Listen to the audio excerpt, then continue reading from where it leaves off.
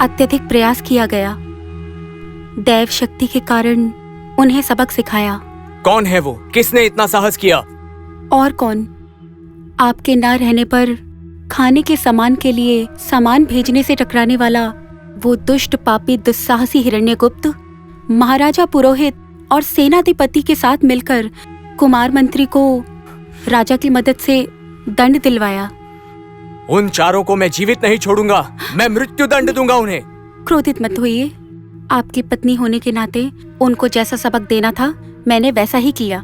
उनको सजा दिलवाई। पद्मनंदन महाराज की सहायता से उनको बहिष्कृत कर दिया गया।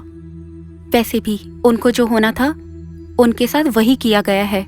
हमें केवल हमारे भविष्य के बारे में सोचना है।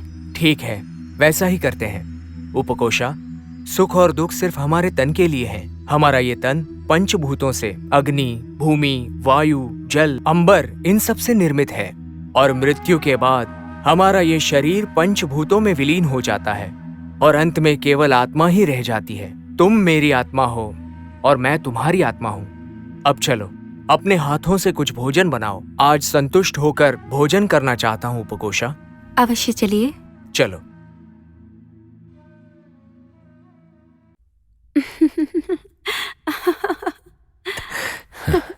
प्रणाम महाराज। हाँ? आपके दर्शन के लिए महावर रुचि और उनकी पत्नी उपकोषा आई हैं प्रभु। क्या कहा? वरुचि? शिव की तपस्या करके, शिव का आशीर्वाद पाकर अपनी अर्धांगिनी के साथ यहाँ पर आए हैं। जाइए और सम्मान के साथ उनका स्वागत कीजिए।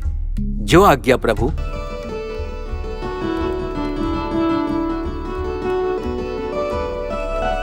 महाराज आपकी प्रतीक्षा कर रहे हैं। हमने आपके आने का संदेश उन्हें पहुंचा दिया है। राज मंदिर में महाराज आपकी प्रतीक्षा में बैठे हैं। जाइए। ठीक है।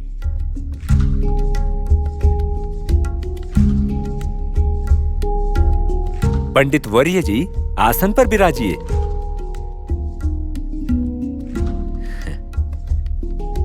कैसी रही आपकी तपस्या? शिव का आशीर्वाद प्राप्त हुआ? शिव के दिव्य मंगल स्वरूप के दर्शन का सौभाग्य मिला है आपको? सब कुछ शिव की इच्छा है। शिव शंकर का अनुग्रह पाने के लिए उस परमपिता परमेश्वर ने स्वयं मुझे चुना है। इसीलिए उस परमेश्वर ने ही मुझे वरदान देकर धन्य किया है। मैंने जो वरदान मांगा था उसके साथ साथ अनेक अतीन्द्रिय शक्तियों को मैंने पाया है। क्या कहा आपने? अतीन्द्रिय शक्ति? अद्भुत।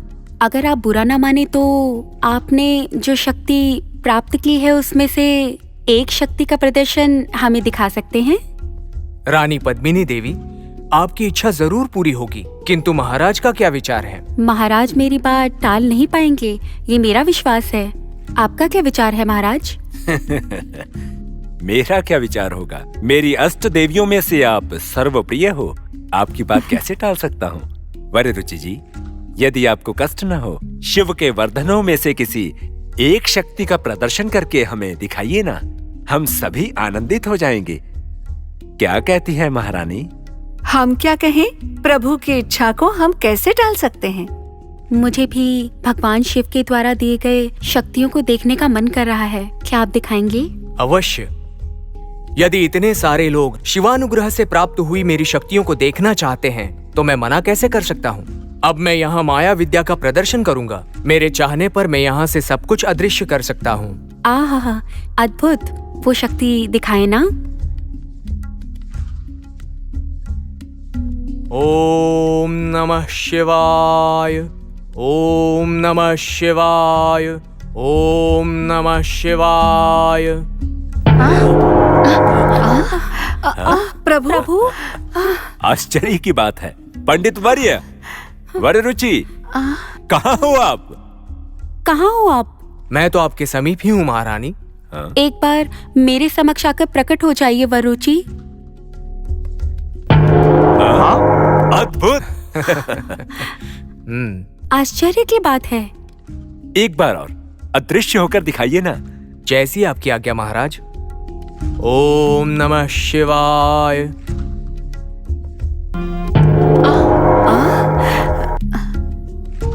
अब मैंने अपने पत्नी की काया में प्रवेश किया है महाराज। अब वो मेरी तरह बोलने लगेगी। हे महाराज, मैंने अभी जो प्रदर्शन किया है वो केवल एक शक्ति है। जिसे मैंने प्राप्त किया है। ऐसी कई विद्याएं शिव का आशीर्वाद हैं। मैं यहाँ रहकर इस राजमहल में कहाँ क्या हो रहा है सब बता सकता हूँ। किसी के भी शरीर में प्रवेश कर सकता हूँ। इसके विपरीत जिस तरह मेरे मित्र पाणी को संस्कृत व्याकरण का आशीर्वाद प्राप्त हुआ है, वो भी भगवान शिव ने मुझे दिया है। अद्भुत, महाअद्भुत, महापंडित, महाशक्ति संपन्न, आप एक बार फिर से हमारे सामने प्रकट हो जाइए। वररुचि जी, आपने जो माया शक्ति का प्रदर्शन किया है उसे देखकर मैं प्रसन्न हुई। मुझे लग रहा है कि मैं भी एक शिष्य बनकर इन सारी विद्याओं को अच्छे से ग्रहण करूं। कृपा करके आप ये सभी विद्या मुझे सिखाएं। मैं जीवन भर आपकी ऋणी रहूंगी वररुचि जी। आप क्या कहते हैं महाराज? निसंदेह पंडित वर्य वररुचि जी, मेरी प्रिय की इच्छा पूरी करना आपका कर्तव्य है। आप क्या कहते हैं? जैसी आपकी आज्ञा महाराज। आज से आप हमारे राजमहल में ही रहेंगे। आज से आप हमारे अंतरंगिक मंत्री वर्य हो। आपके निवास की व्यवस्था हम स्वयं करेंगे पंडित वर्य। शकताल। प्रणाम महाराज। शकताल, पंडित वर्य के निवास की व्यवस्था करो। जैसी आपकी आज्ञा। किंतु मुझे माया विद्या कब सिखाएंगे? जब भी समय मिलेगा तब सिखाएंगे। जब भी सीखना चाहेंगे तब सिखाएंगे। उनको आपके अंतःपुर में स्वयं बुलाया जा सकता है, ठीक है ना? महाराज, मैं आपके द्वारा किया गया ये उपकार कभी नहीं भूलूंगी। इस उपकार के लिए आपको तोहफा भी दूंगी, परंतु बाद में। हम आपकी आज्ञा चाहेंगे महाराज। जी पंडित वर्य जी। प्रणाम महाराज।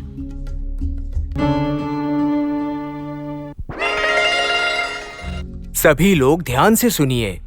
अन्य शरीर में प्रवेश करने के लिए सबसे पहले दोनों हाथों को लेकर इस मुद्रा में बैठ जाइए। 3 बार गहरी सांसें लेकर बाहर छोड़नी चाहिए और उसके पश्चात अत्यंत श्रद्धा के साथ ओम नमः शिवाय इस मंत्र को 3 बार जपना चाहिए।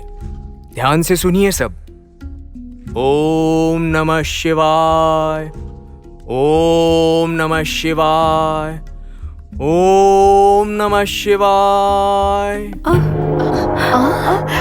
स्वामी, ओम नमः शिवाय। अब अत्यंत श्रद्धा के साथ हमें महेश्वर की प्रार्थना करनी चाहिए। महेश्वर का स्मरण करते समय विचलित नहीं होना चाहिए। अब अपने हाथ जोड़कर आंखें बंद करके ओम नमः शिवाय कहना चाहिए। ओम नमः शिवाय, ओम नमः शिवाय, ओम नमः शिवाय, ओम नमः शिवाय, ओम नमः शिवाय, ओम नमः शिवाय, ओम नमः शिवाय। उपकोषा, उपकोषा, स्वामी, मैं तुम्हारे लिए एक अद्भुत उपहार लाया हूँ। तुम्हें पता है वो क्या है? आपका मेरे जीवन में आना मेरे लिए आशीर्वाद ही है। वो ही मेरे लिए उपहार है। इससे बड़ा उपहार और क्या हो सकता है? आपकी पत्नी होने के नाते मुझे आधार, सम्मान, मर्यादा सब कुछ प्राप्त हुआ है। अरे, ये अरे। कम है क्या? बात ये है, विवाह के इतने सालों बाद भी तुमने स्वयं मुझसे कुछ नहीं मांगा है उपकोषा। मेरे मांगने से पहले ही आप सब कुछ दे रहे हैं, और क्या मांगू? इसीलिए तो ये मोतियों का हार मैं तुम्हारे लिए लेकर आया हूँ। मोती का हार? इतने कीमती मोती का हार देने की क्या जरूरत है? क्यों नहीं? तुम्हारे गले में कोई भी गहना हो, वो स्वयं प्रकाशित होकर तुम्हारे सौंदर्य को बढ़ाता है। अब चलो जल्दी से इसे पहन लो। उसी चमक को देखने के लिए तो मैं ये लेकर आया हूँ। जरा मुड़ो, मैं पहना देता हूँ। स्वामी, ये हार किसने दिया? और कौन देगा? महाराज ने।